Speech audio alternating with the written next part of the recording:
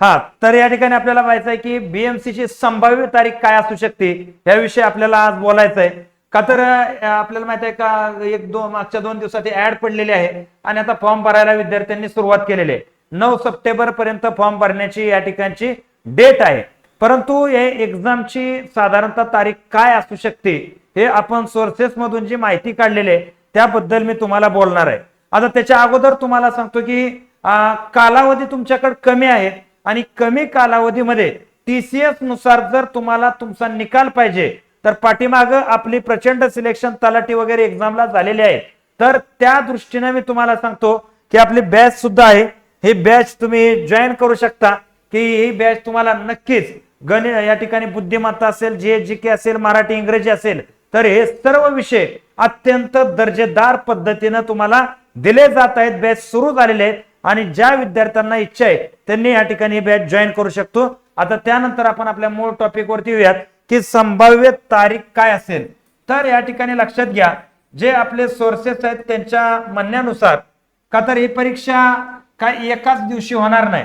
का तर हे आपण पाहतो की या ठिकाणी शिफ्ट वाईज पेपर होणार आहे आणि याचे शिफ्ट साधारणतः 23 सप्टेंबर पासून या ठिकाणी सुरू होण्याचा या ठिकाणी मुद्दा आहे किंवा या ठिकाणी तिथून काढलेल्या आपण माहितीनुसार हा एक अंदाज आहे.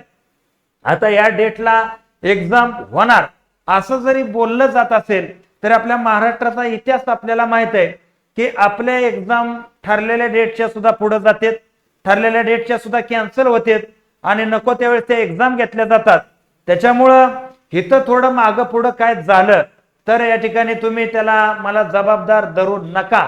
परंतु एक गोष्ट तुम्हाला मी आवर्जून सांगेन इथं की इथं काय आहे की ही डेट जी आहे ही डेट धरून या डेटला लक्षात ठेवून तुम्ही तुमचं स्टडी प्लॅनिंग बनवा आणि त्यानुसार तुम्ही आपलं टाइम टेबल सेट करून अभ्यास करा.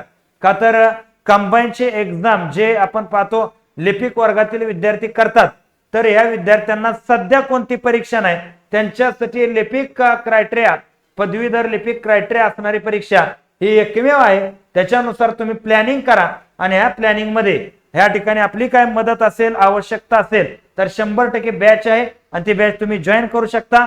तर या ठिकाणी मी थांबतो. जय हिंद, जय महाराष्ट्र.